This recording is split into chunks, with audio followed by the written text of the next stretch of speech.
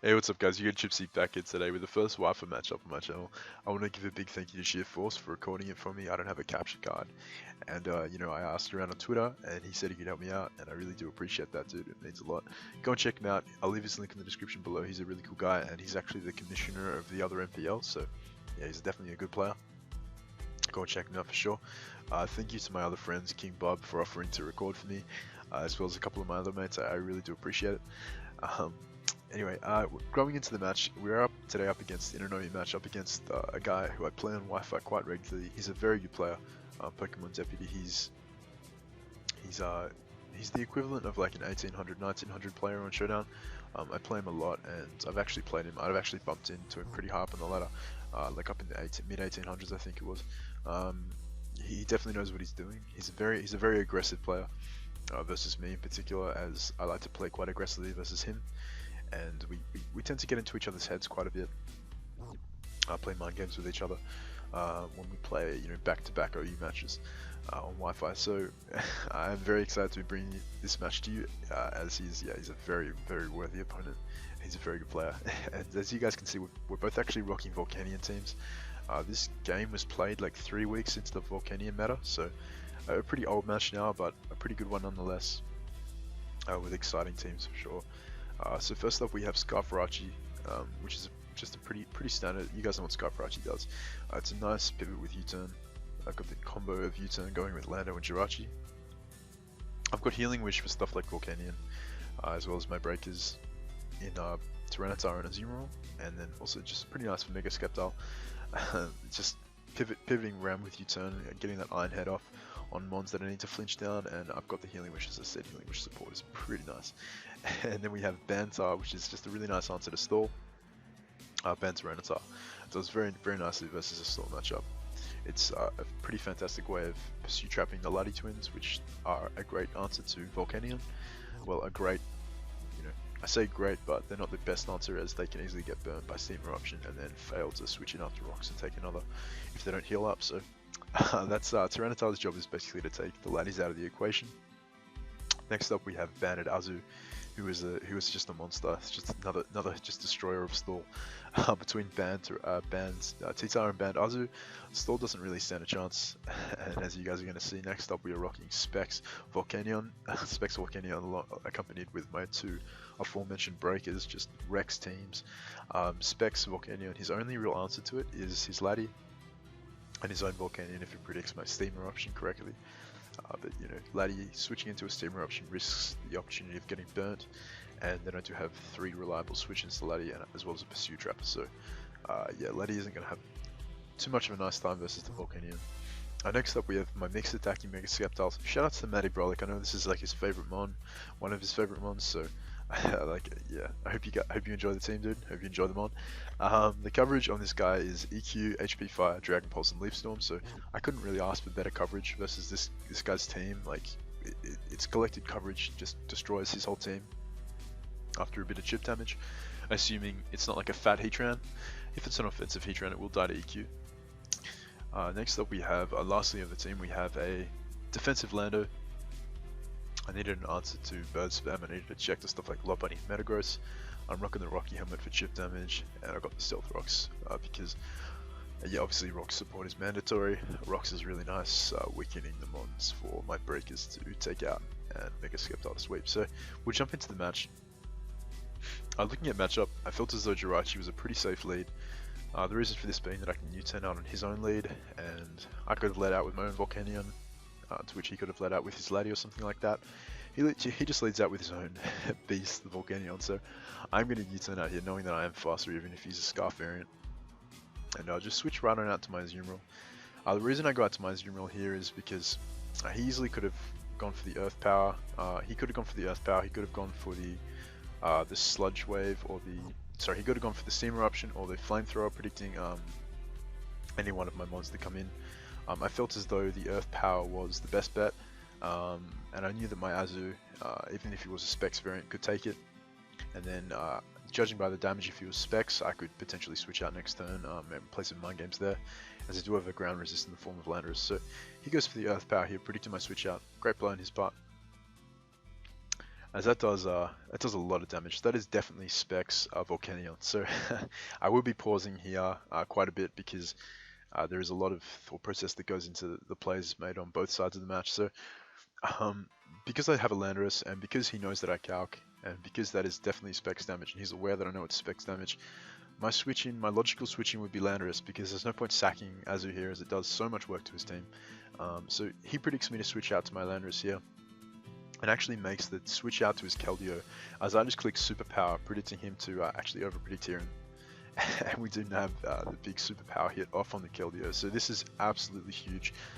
This is absolutely massive because now Keldeo can't come in and take anything from Jirachi really. It gets killed by 9 head at that range of health. I can't take a banded Aqua Jet either, so it's no longer a check to choice locked Azu. Yeah, it was just really nice that that prediction paid off there. As you guys are going to see, like I've got no reason to switch out and take a big hit on something when I know Azu can comfortably eat up a hit from the Keldeo. Like because I do a Volcanion on the back, I don't expect him to click Scald.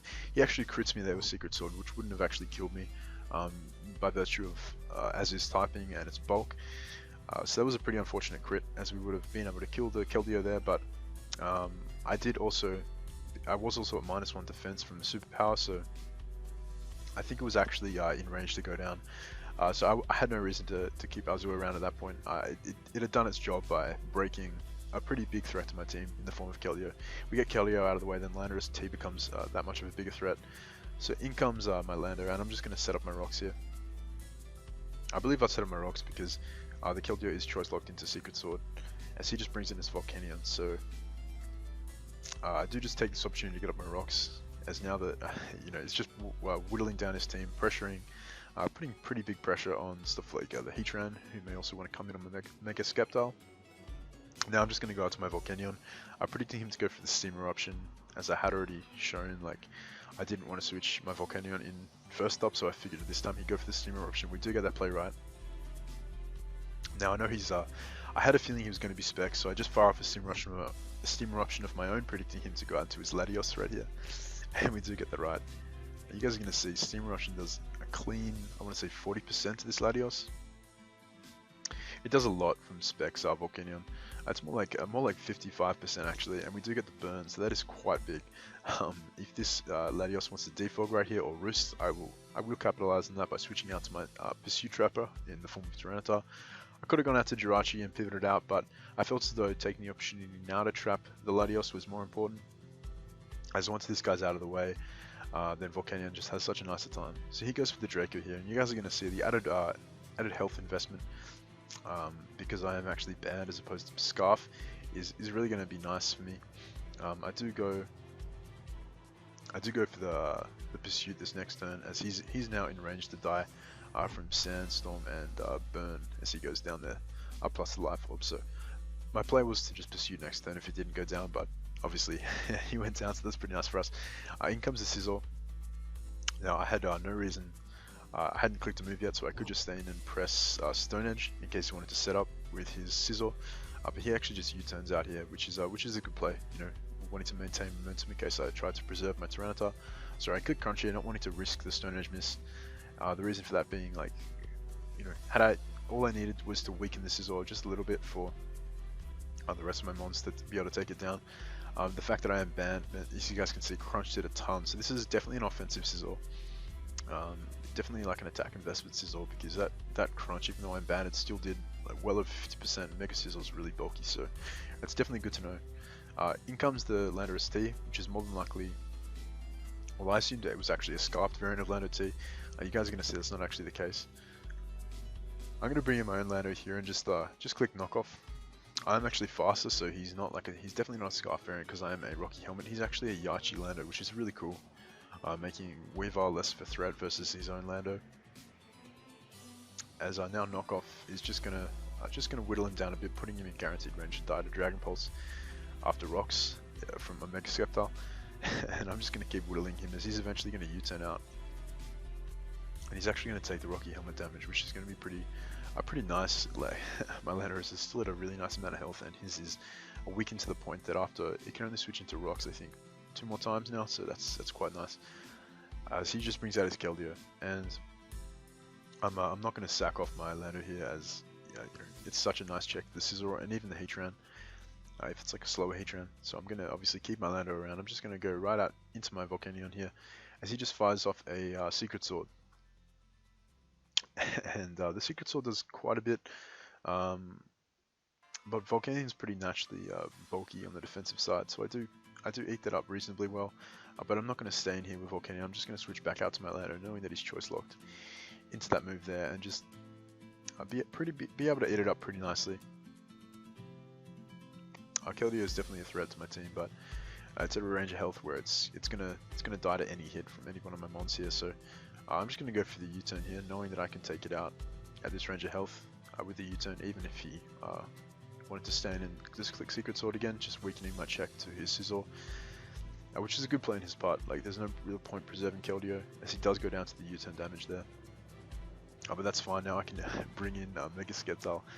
And if you guys remember, his team is now at a point where, like, I've got Stealth Rocks up, I've got the Landorus weakened, Mega Sceptile can come in here. The Scizor's at a point where it guarantees dies to HP Fire right here. So this is what we've been waiting for all match.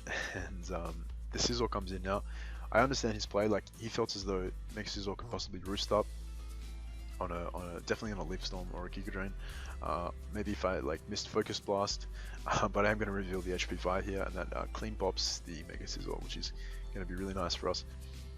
Had he got a Bullet Punch off there, it wouldn't have really mattered, because he doesn't have any other form of priority, and Mega Sceptile outspeeds the remaining mons on his team. So the Volcanion comes in here, and if it's like an Assault Vest variant, which it's not because we knew it was Specs from the earlier damage, then it could survive, but Specs Volcanion is going to die to the Leaf Storm right here, which is really nice. And we hit their Sceptile, blasting that man away. And now he actually only has Heatran and Lando left, and Heatran, it could have been like a bulky Heatran, but Mega Sceptile has pretty decent mixed attacking stats, and I am actually a naughty nature, I believe. Sorry, I'm a rash nature, so I'm not actually losing attack. So my attack stat is pretty decent, and we do manage to take out the Heatran with the EQ there. So in comes Lando, and that's just going to drop to a Dragon Pulse. So Mega Sceptile putting the team on its back, picking up those late kills, and yeah, it was a pretty fun match. I hope you guys enjoyed. I will be bringing you more of these to come, when possible. It just depends how many of my friends can record for me. And yeah, I hope you guys enjoyed. Drop a like if you did. Let me know if you would like to see more Wi-Fi matches, obviously. I will remain doing league matches, as that is my focus on my channel. But if you guys did enjoy, let me know, leave a comment and a like if you did, and I will catch you guys next time.